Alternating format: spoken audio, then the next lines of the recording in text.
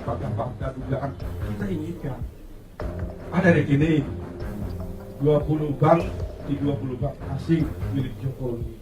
Hanya itu. Periksa bang, demi kepentingan nasional, demi kebangkitan Indonesia, kami membuka 32 rekening milik Joko Widodo dan istrinya yang ada di beberapa bank di luar negeri dengan nilai 8 juta US dollar.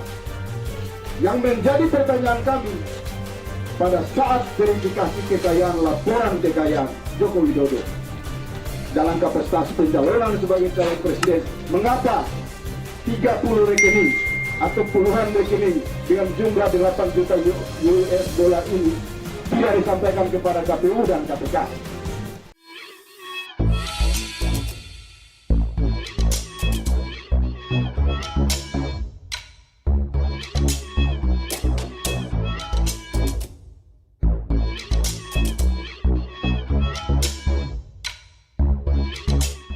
Tonton video ini sampai selesai agar Anda tidak gagal paham.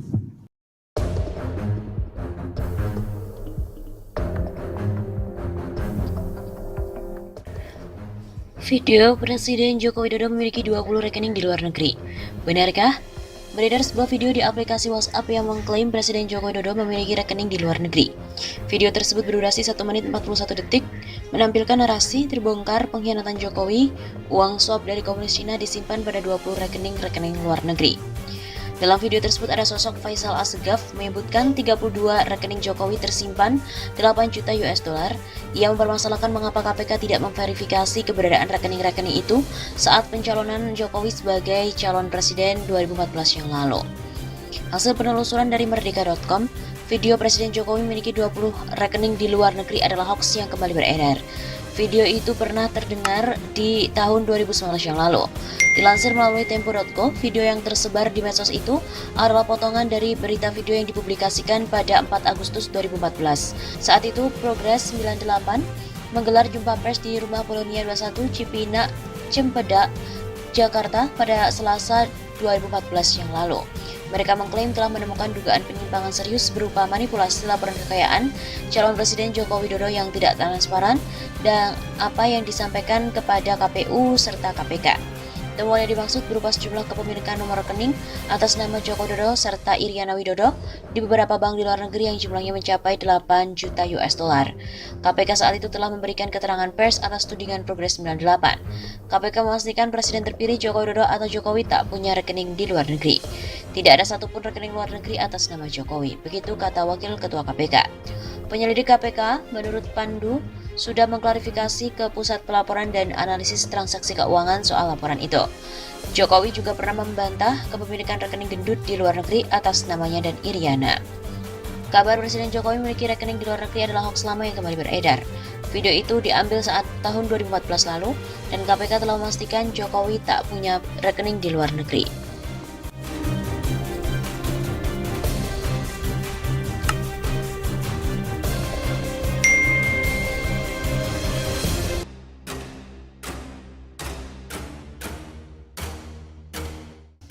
Mengerikan, kerugian negara di era Menteri Keuangan Sri Mulyani sejak 2018 sampai 2021 mencapai 601 triliun rupiah.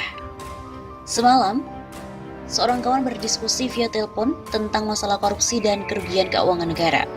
Diskusi tersebut membandingkan skala kasus-kasus korupsi dan kerugian keuangan di Indonesia, mulai dari BLBI, EKTP, Jiwasraya, Asabri, Senturi hingga korupsi IUP Kota Waringin Timur.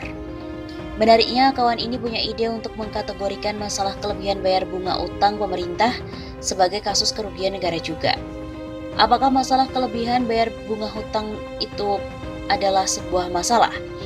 Masalah kelebihan bayar bunga utang sudah sering disampaikan oleh ekonom senior Dr. Rizal Ramli atau RR di berbagai kesempatan pada publik. Bila dibandingkan dengan negara-negara tetangga seperti Filipina dan Vietnam, bunga yang diterbitkan oleh pemerintah Indonesia kelebihan 2,8 hingga 4,5%. Padahal, Dulu ketika era Menteri Keuangan Agus Martowardoyo pada tahun 2010 sampai 2013, yield surat utang sempat turun hingga 0,5 sampai 1% di bawah Filipina dan 2,7 sampai 5,5% di bawah Vietnam.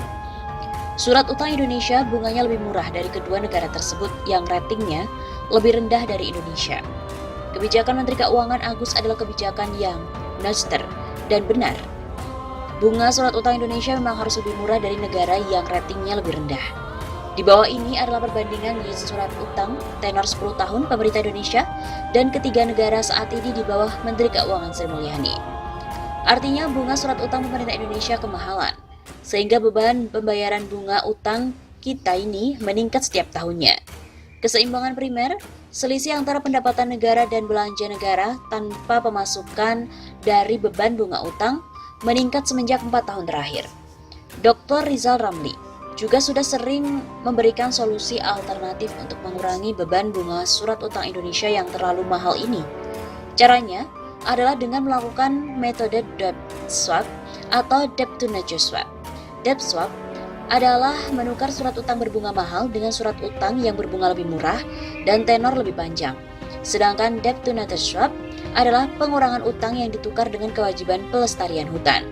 Kedua metode tersebut sudah pernah dikerjakan oleh Dr. Rizal Ramli sewaktu menjabat Menteri di Tim Ekonomi Kabinet Gus Dur tahun 2000 sampai dengan 2001. Berdasarkan perhitungan kasar yang dilakukan, beban bunga utang setiap tahun dapat berkurang sampai setengahnya bila dilakukan metode debt swap seperti yang pernah dilakukan oleh Dr. Rizal Ramli. Seandainya Indonesia memiliki Menteri Ekonomi seperti Dr. Rizal Ramli sejak 4 tahun yang lalu dan bukan Sri Mulyani, beban bunga dapat berkurang setidaknya 600 triliun rupiah. Inilah dasarnya kami memandang bahwa apa yang dilakukan pemerintah Indonesia dengan kebijakan bunga tinggi, terutama tim ekonomi di bawah Menteri Keuangan Sri Mulyani, telah menyebabkan kerugian keuangan negara. Dan selama 4 tahun terakhir, pemerintah Indonesia telah kehilangan potensi penghematan sebesar 601 triliun rupiah. Kelebihan bunga utang sebesar 601 triliun rupiah itu, apakah hanya biaya public relation supaya Menteri Keuangan Sri Mulyani dipuji-puji oleh kreditor atau investor? Atau jangan-jangan merupakan hengki-pengki dengan investment banks yang dikoordinasikan penerbitan bond super mahal itu? Menurut seorang pejabat di pemerintahan yang tidak mau disebutkan namanya, mungkin sekali ada semacam fee dari kebijakan yang merugikan negara itu. Tapi apapun hanya BPK dan KPK yang dapat menjawabnya kelak. Perbandingan kerugian negara dari kelebihan bayar bunga utang bila dibandingkan dengan kasus-kasus kerugian negara lainnya dapat dilihat dalam sebuah tabel.